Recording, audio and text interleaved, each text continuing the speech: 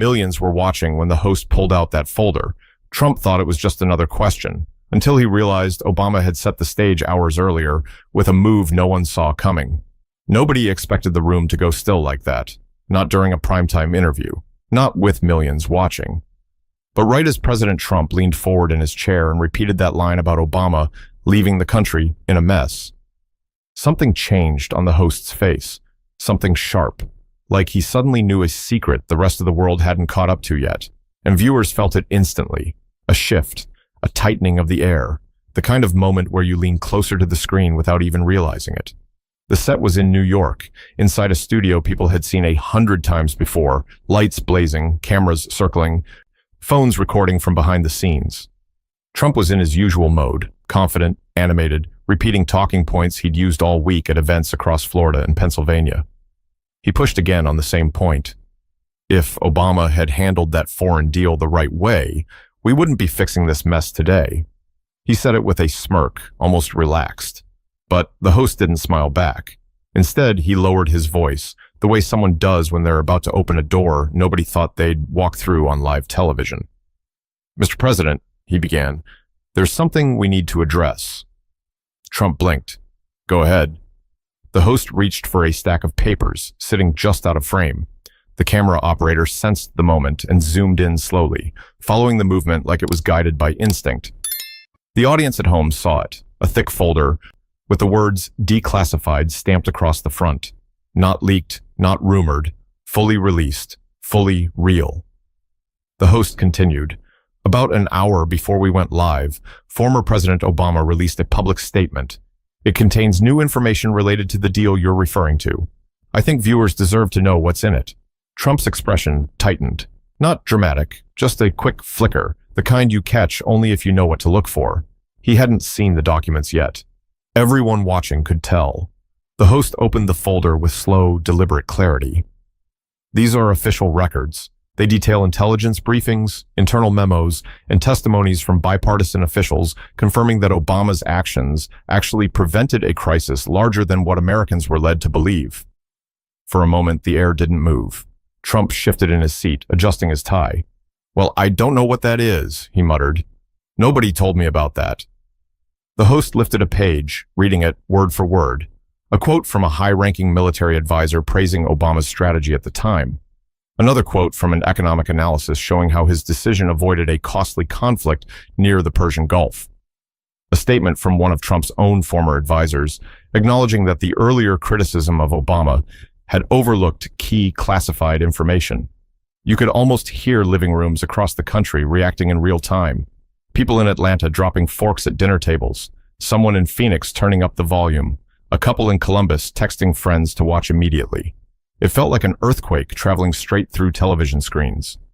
Trump let out a small laugh, the kind that sounds like someone trying to regain footing. "Well," he said, waving his hand, "these people get things wrong all the time." But the host wasn't done. He pulled out one last page, this one printed hours earlier. "Obama didn't address you directly," the host said. "He didn't use your name. He didn't argue. He just laid out the information and let people decide." The intensity of that line sank into the room. Obama didn't attack. He didn't react emotionally. He just released the truth and stepped back. And that's what stung the most. Trump opened his mouth to respond, but the words didn't come as easily as before. The cameras caught every second, magnifying the silence to the size of a stadium.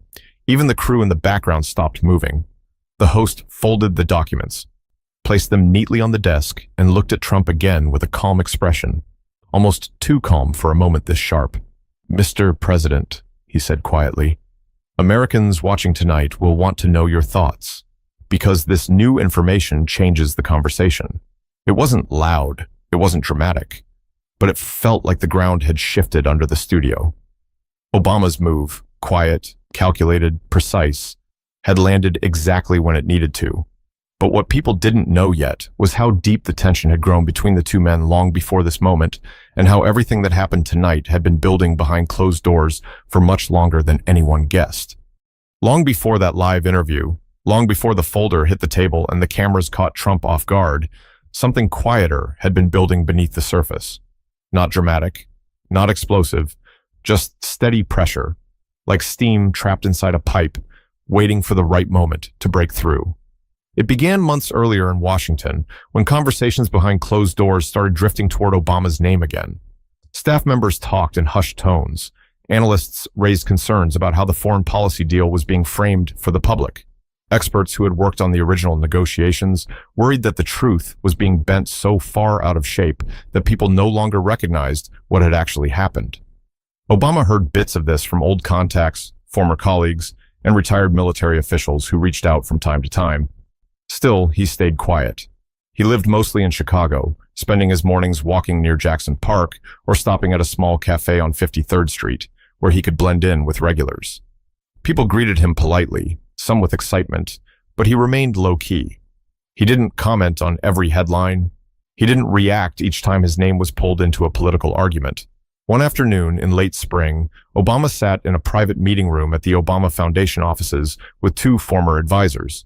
Daniel, who had handled foreign briefings years ago, and Claire, who specialized in national security risk assessments. The blinds were half open, letting in the kind of soft morning light that makes paperwork look heavier than it already is. Daniel pushed a stack of documents across the table. "They're saying the deal was reckless," he said. "But these files tell a different story." Claire added, "Parts of this were classified back then. Now that certain details have been declassified, the public can finally see the full picture." Obama flipped through the papers slowly. Lines of text, dates, names he hadn't said out loud in years, diplomatic cables, maps, intelligence summaries. He stopped at one paragraph, reading it twice. A briefing that warned of an imminent conflict if they hadn't moved when they did. A conflict that would have pulled in allies and cost billions, maybe more. He leaned back, exhaling through his nose. "So we prevented something massive," he said quietly. Daniel nodded. "Bigger than anyone realized at the time." Obama tapped a finger on the folder. "And now it's being twisted into the opposite?" Claire nodded. "Daily." For a long moment, Obama didn't say anything. He had that thoughtful stare, eyes slightly down, lips pressed together, weighing every angle. It wasn't frustration. It wasn't anger. It was calculation. Not the cold kind, but the patient kind. The kind he had always been known for. Finally, he closed the folder and said, "If the truth is out, the truth should be seen." Claire asked, "You want to respond publicly?" "Not with noise," Obama answered. "Not with emotion. Let's just present the facts. Clean, clear, nothing extra." The team exchanged looks. They knew exactly what that meant. A controlled strike, not loud, but sharp. Over the next week, the small group gathered more information. They verified timelines, sourced original communications, and collected statements from bipartisan officials who had been present during the original negotiations. No opinions, just evidence.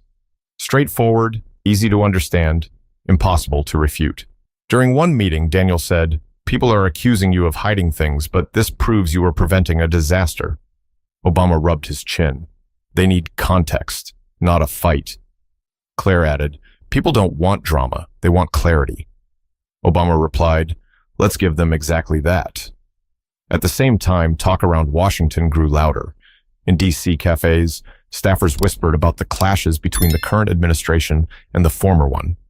On Capitol Hill, reporters caught fragments of conversations hinting at something big brewing beneath the surface. But no one had a full picture, just rumors that Obama was preparing something. The truth was more deliberate than that. He wasn't preparing an attack. He was preparing a correction. One evening in Chicago, after the documents had been finalized, Obama sat with Michelle at their dining table. She glanced at the stack beside him.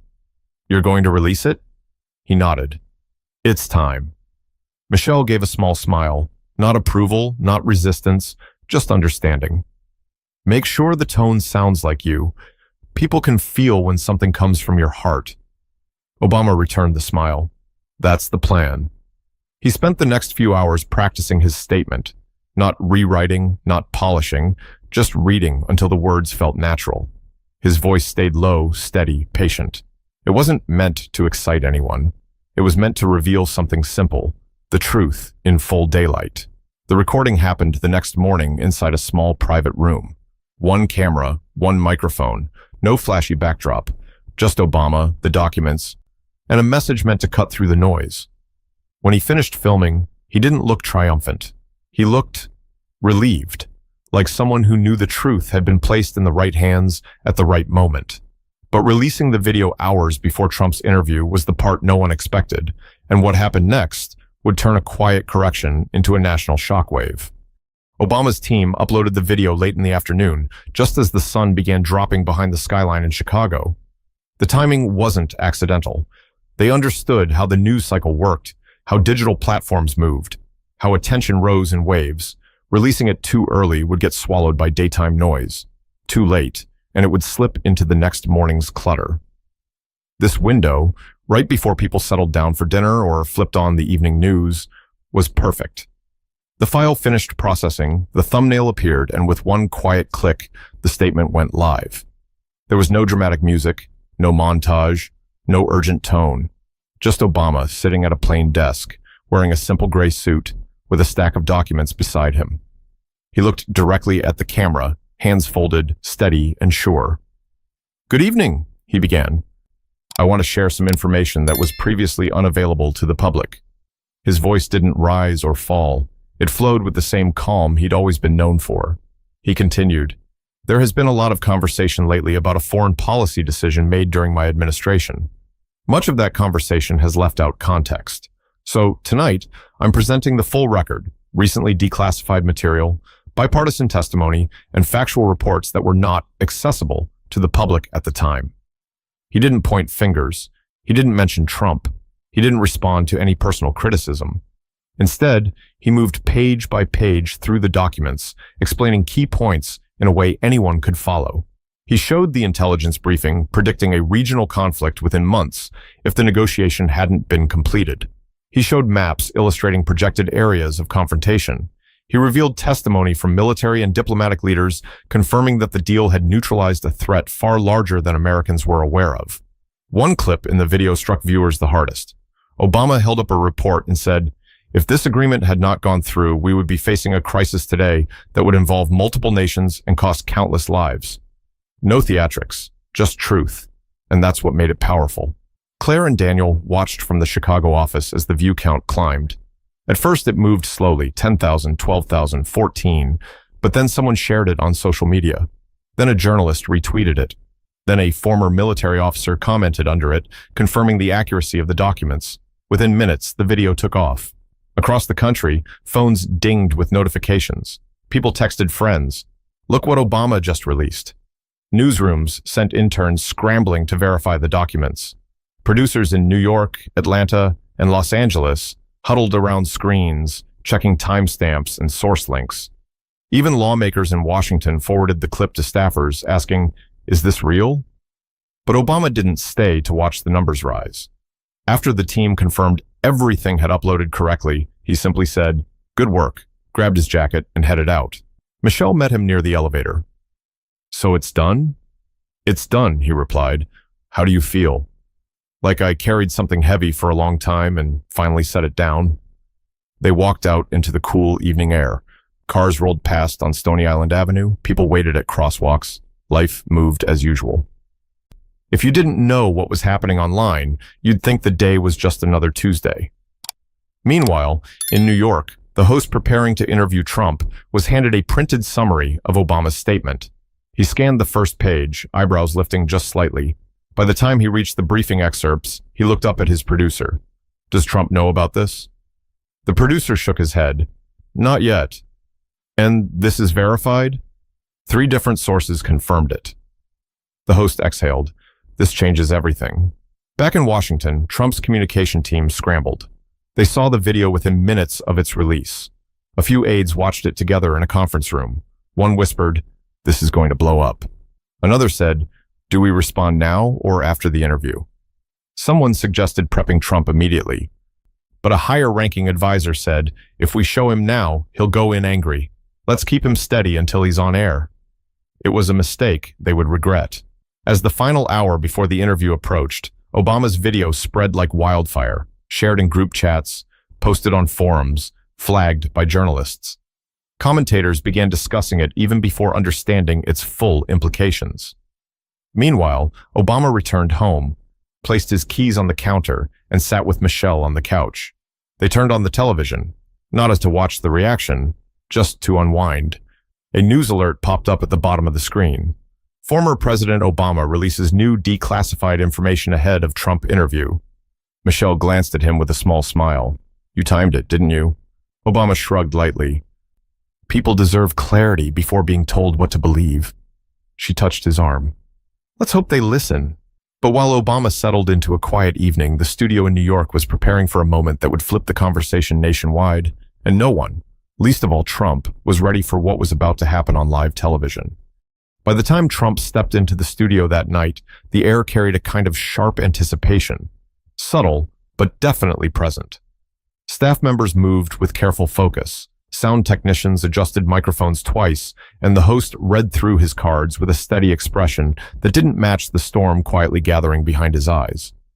Trump walked in with confidence, shaking hands, commenting on the crowd size outside, and joking with a camera operator he recognized from past interviews. He looked relaxed, almost energized. No one around him mentioned Obama's video. Not a whisper, not a hint. They wanted him calm. They wanted the interview predictable. The host greeted him at the table. Thanks for being here, Mr. President. Always happy to talk to the American people, Trump replied, adjusting his tie and leaning back into the chair. Within seconds, the cameras rolled, the lights brightened, and the red signal blinked on. Millions were watching. The first 10 minutes went exactly as Trump expected. Questions about the economy, questions about recent travel, a question about rising tensions overseas. Trump answered confidently, gesturing with his hands, repeating numbers, telling explanations the audience had heard before. He seemed comfortable. But then the host paused, letting a soft silence settle over the room. There's something important we need to bring into the conversation, he said. Trump straightened slightly. What's that? The host reached beneath the desk and pulled out the folder, the same folder the audience would soon see zoomed in on screens across the country. Thick, stamped, heavy with significance. Trump's eyebrows lifted just a hair. What's that? He repeated. This, the host said, tapping the cover, is the full set of documents former President Obama released earlier this evening. They were declassified recently and include information directly related to the foreign policy decision you've been discussing. Someone behind the cameras shifted. Even that small movement felt loud. Trump looked from the folder to the host, then back again. Well, I haven't seen it, he said cautiously. The host nodded. I understand. But millions of Americans have seen the video already. They'll want your response. He opened the folder slowly, page edges catching the light as he turned them. Here, he said, is a briefing from the Defense Department showing a projected conflict timeline if the deal hadn't gone through. And here, he held up another page, a statement from General Walters confirming that the negotiations diffused a situation that could have escalated into a regional crisis. Trump blinked again, this time longer. That report is from 2015, the host continued, and it wasn't public until 2 weeks ago when the classification expired. Trump shook his head softly. Nobody told me that. The host moved to another sheet. And this testimony from your former advisor confirms that earlier criticisms left out context because some details were classified at the time. Trump let out a short laugh, the kind meant to keep control. Look, people say a lot of things. We're dealing with a different world now. But these are from your administration's own records, the host replied. For a moment, Trump didn't speak. In living rooms from San Diego to Detroit, people leaned closer to their screens. It didn't matter whether they supported him or not. This was a moment that demanded attention. Some viewers mouthed, wow. Others grabbed remotes to rewind. A few started filming with their phones, capturing the historic tension. The camera cut to a close-up of Trump. His jaw moved as if searching for the right words, but nothing came immediately. His eyes drifted to the folder again, then back to the host. So Obama releases this today? Trump asked. About an hour before we went live, the host confirmed. That's convenient. It's factual, the host said gently, without attitude, and the timing means Americans are hearing two different versions of the same event tonight. Trump leaned forward. Well, look, I think people will see what I've been saying. The host interjected. They're seeing evidence tonight that contradicts what you've been saying. A murmur passed through the crew, not loud, just enough that Trump's eyes flicked toward them for half a second. In the control room, producers monitored the real-time reaction online. Comments flew across screens. Analysts messaged colleagues. Some anchors from other networks texted producers asking for the clips. It wasn't just trending, it was breaking wide open. Back in the studio, Trump shifted again. His tone softened, not by choice, but by pressure. "Look," he said, lifting his hands, "I'm not blaming anyone. I'm just saying I inherited a tough situation." The host closed the folder gently, like he'd just finished reading a verdict. But this information shows the situation could have been far worse without that agreement. Trump rubbed the side of his face. "We'll review it." The camera held the moment, long enough for viewers to feel the weight, long enough for history to take note. The host adjusted his papers and moved to the next topic, but the energy in the room had already shifted. Trump continued answering questions, but the rhythm was off. His responses were shorter, his tone lower. His eyes moved more often toward the folder. Everyone watching could feel it. Something had turned. Obama's quiet release had landed right in the middle of Trump's biggest stage, and the impact was undeniable. But while the studio struggled to recover its balance, people across the country were reacting instantly, and the shockwave spreading that night would reach far beyond the walls of that room. While the interview continued in New York, the rest of the country was already talking.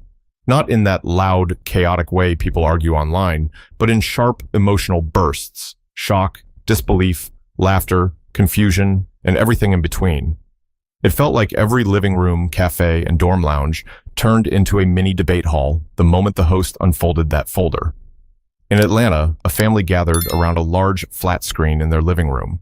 Marcus, the father, had been following the interview from the moment it started.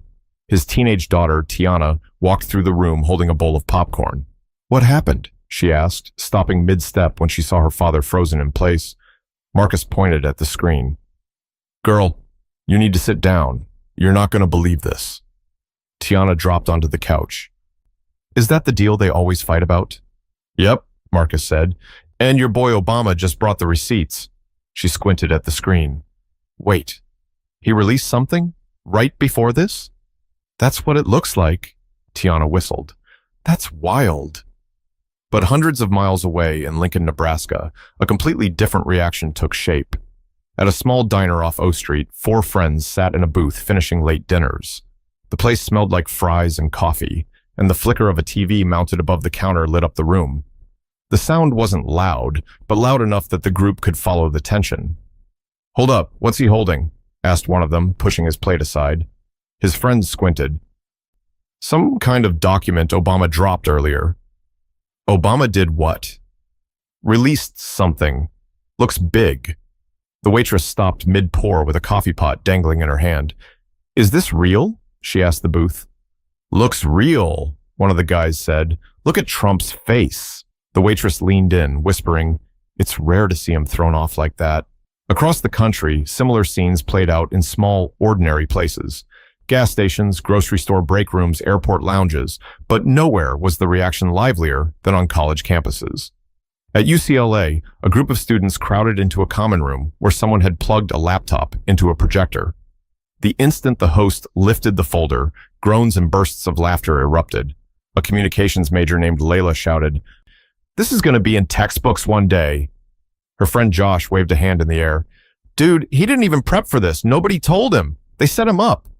Another student threw a chip at Josh's head. "Bro, that's what happens when you talk without checking the facts." Phones filmed everything.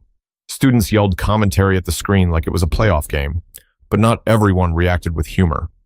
In Miami, inside a quiet apartment overlooking Biscayne Bay, an older couple watched the interview from a beige love seat. The husband leaned forward, hands clasped. His wife sat upright, eyebrows pulled together. "This feels heavy," she said softly. He nodded slowly. "It feels like the truth finally caught up." Meanwhile, in Washington, junior staffers on Capitol Hill gathered around multiple screens, some whispering, some watching with wide eyes. A few aides had expressions that bordered on panic. "Do you think the president knew?" one asked. "No chance," another replied. "Look at his face. That's surprise." In another office, someone muttered, "Obama timed this like a surgeon." And then came social media. Within 20 minutes, Obama's video hit 1 million views, Not long after, someone uploaded a side-by-side clip, Obama calmly speaking on one side, Trump reacting on the other. The video spread like wildfire. Comments poured in by the thousands. He said nothing dramatic and still shook the room. That timing was surgical. Trump wasn't ready for that folder. Bro didn't even mention his name. He didn't need to. A trending hashtag formed around a single phrase Obama had used, the full record. It popped up everywhere, on Facebook debates, on Instagram stories, late-night talk show pages. But it wasn't all jokes and applause. Some users urged caution, reminding followers to verify everything. Others argued that timing didn't mean correctness. Some tried to defend Trump's reaction, saying the situation was unfair. Still, the reaction leaned heavily one direction: shock at how cleanly Obama had delivered his counterpunch. Even late-night hosts cut into their broadcasts. Over in Los Angeles, one comedian said, "Imagine thinking it's a regular interview, then someone hands you a folder full of everything you didn't want to talk about." The studio erupted. But while the jokes flew, the mood across the country wasn't just humor. It was fascination, tension, and a strange feeling that something historic had just taken place in real time. In Chicago, sitting at home, Obama watched quietly with Michelle. He didn't look smug. He didn't look excited. He looked thoughtful. When the clip of the host reading the documents played, Michelle glanced at him. "You knew it would land," she said. Obama tilted his head. People pay attention when you give them something real. Back in New York, the interview wrapped, but the conversation was far from over. The host thanked Trump, the cameras faded to black, and backstage crews immediately started talking over each other, replaying the moment, analyzing his expressions, checking reactions online. Trump walked off set more quickly than usual, heading straight toward his team with a look that said he wanted answers. But while emotions ran high in the studio, Washington was preparing for the fallout. And the halls of power were about to buzz with conversations that would stretch long into the night. When the interview ended, Washington lit up like someone had shaken an entire city awake. Staffers rushed through hallways, phones buzzed on every table, and conference rooms that were usually half empty after 9 p.m. suddenly filled with people trying to make sense of what they had just watched. Inside the West Wing, the tension hit fast. A group of advisors gathered in a meeting room with a large TV mounted on the wall. The interview replayed on a loop, pausing each time Trump hesitated, each time the host lifted a page from the folder. Aides stood shoulder to shoulder, some whispering, some pacing. "He wasn't ready for that," one advisor said quietly. "Of course he wasn't ready. Nobody told him," another snapped. A younger aide tried to defend the decision. "We thought it would throw him off before the interview. We didn't want that energy on air." "Well, now the energy is everywhere," someone else replied. One advisor turned toward the group, frustration coloring his voice. "How did Obama get those documents cleared without anyone knowing?" A senior staff member sank into a chair. "Because he didn't clear them this week. The classification expired earlier this month. He waited, patiently. He knew exactly when to move." That sentence hit the room like a weight dropping onto the table. Meanwhile, in a dim corner of the West Wing, Trump stood with two of his closest advisors. He replayed the moment when the host lifted the folder, jaw shifting as he tried to understand the timing. "Why release that today?" he asked. One advisor swallowed. "It looks strategic." Trump exhaled sharply. "Of course it's strategic. But why now?" "Because you were going to talk about the deal tonight," the advisor said. "He knew you'd bring it up." Trump's eyes narrowed. "So he wanted to step on my message." "It appears that way." Trump didn't speak for a long moment. He looked down at the phone in his hand, scrolling through reactions piling up online. Some supportive, many questioning, others simply stunned. "They're acting like he caught me off guard," Trump muttered. The advisor spoke carefully. "Sir, he did." Trump's head snapped up. "Only because nobody warned me." Down the street on Capitol Hill, reactions varied wildly. In one office, a Republican lawmaker threw his hands up. "We're going to spend all week answering questions about this." In another office, a Democratic staffer whispered to a colleague, "Obama just checked him without raising his voice." Reporters crowded into the corridors of the building, waiting for statements. Some lawmakers stepped around them quickly, refusing to offer opinions until they had read the documents themselves. Others offered short, clipped comments. One senator told a small cluster of journalists, "If the documents are accurate, and they appear to be, this is significant." Back in Chicago, Obama and Michelle sat quietly in their living room. The TV showed analysts breaking down the timeline of the newly released information. Obama listened for a moment, then turned the volume down. Michelle looked at him. "You knew they'd scramble." "I assumed they'd be surprised," Obama said, "but the point wasn't to embarrass anyone." "No," Michelle agreed softly. "It was to correct the record." Obama leaned back. "And to give people a chance to understand what actually happened." The calm in their home contrasted sharply with the frenzy unfolding in Washington. Across town, in the Washington bureau of a major news network, producers huddled around a long conference table. Screens on the wall showed clips from the interview, Obama's video, and reactions pouring in from across the country. A producer said, "We need multiple segments on this tomorrow morning. People are watching from coast to coast." Another producer nodded. "This is the biggest political moment of the year so far." A third added, "It's not just the documents, it's how quiet his move was. That's what has people talking." In a private office in the bureau, a veteran journalist reviewed the documents side by side with Obama's video. She removed her glasses, set them on the desk, and rubbed her forehead. "This was intentional," she whispered. "Perfect timing. Clean delivery, no theatrics. He let the facts speak." One of her assistants leaned against the doorframe.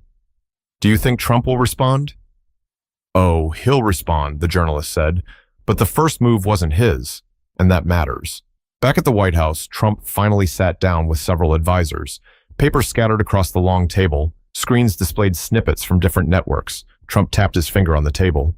"We need to get ahead of this." An advisor hesitated. "How do you want to approach it?" "We counter it," Trump said, "point by point." "But the documents, we'll find the parts we disagree with." Another advisor sighed quietly. "Sir, that might be difficult. The documents are factual." Trump stared at him. "Everything is debatable." But even as he spoke, he knew the damage had already begun. The interview, meant to reinforce his point, had instead exposed a gap he didn't expect. And Obama had used timing, not volume, to gain the upper hand. The conversation went late into the night, voices rising behind the closed door. No one left the building until after midnight. And outside, reporters waited for any official comment. None came. But dawn would bring a new wave of reactions. And the lesson hidden inside this storm would soon become clear to the entire country. By sunrise, the story had shifted from a political clash to something deeper. Something about honesty, timing, ego, and how truth, when revealed with the right amount of patience, can move an entire nation without raising its voice. Cable networks replayed the moment over and over. Radio hosts picked it apart. Newspapers in New York, Dallas, Minneapolis, Seattle, Phoenix, Boston, everywhere, ran headlines analyzing what Obama had done and why it landed with such force. But while the country debated the fallout, Obama wasn't focused on the reactions. He was focused on something quieter, what people would take away from the moment once the noise softened. Later that morning, he walked through a community center on the south side of Chicago, where he was scheduled to speak with local volunteers. Some recognized him immediately. A few approached, smiling, grateful, excited by what they had watched the night before. One of the volunteers, an older man wearing a faded baseball cap, shook Obama's hand. "You really put the facts out there last night." Obama smiled gently. "I just wanted the record to be clear." "You didn't have to go loud," the man said. "You just showed the truth." Obama nodded. "Sometimes that's enough." In a corner of the room, two younger volunteers whispered to each other before one finally approached. "Mr. Obama," she said, "I stayed up watching everything. I've never seen someone handle a moment like that without making it messy." He paused for a moment before replying, "There's a time to speak and a time to listen. Last night was about speaking clearly." Back in Washington, journalists gathered outside the White House, waiting for a response from Trump's team. The press secretary eventually stepped forward to read a carefully worded statement that didn't address the documents directly. Instead, it focused on broader talking points: economic achievements, strong leadership, a commitment to national security. But people watching felt the gap. They could see the effort to redirect the conversation, and they could see that the strategy wasn't sticking. A reporter shouted from the crowd, "Do you dispute the accuracy of the documents?" The press secretary paused. "We're reviewing everything." It wasn't an answer, and everyone knew it. Meanwhile, senators on both sides commented throughout the day. A Democrat from Illinois said, "This is what transparency looks like." A Republican from Ohio admitted, "The documents speak for themselves." Even commentators who normally leaned away from Obama acknowledged his move. One said, "He didn't attack the president, he didn't insult him, he just presented the truth, patiently and clearly." And that quiet approach hit harder than any confrontation. At lunchtime in Denver, a group of construction workers watched a replay on a small TV inside a brake trailer. One of them turned to the others and said, "You know what I respect? He didn't make it personal. He let the facts do it." His coworker nodded. Funny how that works. Across the country, the conversation became less about politics and more about character. People talked about timing, about preparation, about choosing clarity over noise. In New York, a high school teacher paused her lesson to ask her class what they thought of the moment. A student in the back raised his hand and said, "It's like Obama didn't try to win with emotions. He tried to win with proof." Another student added, "And he didn't rush. He waited until the right moment." The teacher smiled. "Exactly. Not every response has to be loud. Sometimes the most powerful move is the calm one." In the evening, Obama and Michelle sat on their balcony, watching the city lights flicker. The day had been long, filled with calls, questions, and messages from old friends who had watched the moment unfold. Michelle leaned back in her chair. "You didn't say anything about him directly." Obama shook his head. "Why would I? This wasn't about a fight. It was about truth." She gazed out at the skyline. "People felt that." He looked at her with a small smile. "I hope so." After a pause, Michelle added, "You reminded people of something important last night." "What's that?" "That facts matter, and that patience isn't weakness." Obama didn't respond right away. He watched as a train passed across the tracks in the distance, lights cutting through the evening. He thought about the pressure that had built over the past months, the misinformation, the misinterpretations, the frustration of watching something he knew deeply be twisted again and again. Then he thought about the night before, the simple camera, the quiet tone, the folder landing on that desk in New York. "Maybe," he said finally, "the lesson is that you don't have to shout to be heard. You just have to be honest and patient." Michelle placed a hand on his. People needed that. And they did. Across the country, even those who didn't fully agree with Obama's policies admitted something unusual had happened. A moment where clarity beat noise, where preparation beat improvisation, where truth, spoken calmly, cut deeper than any insult ever could. The next morning, commentators summarized it the same way. Obama had shown the country that restraint isn't weakness, it's strength. And timing, when guided by truth, can change the direction of an entire conversation. The moment stuck with people. It made them think about how they handled conflict in their own lives, whether they reacted quickly or waited long enough to understand the full picture before speaking. This wasn't just a political lesson, it was a human one. Be patient, be informed, be intentional. And when it's your turn to speak, speak with clarity, not noise. If you want more stories like this, more moments that reveal something real about leaders, decisions, and the power of truth, make sure you subscribe and stay connected. There's always more to learn and more stories waiting to be told.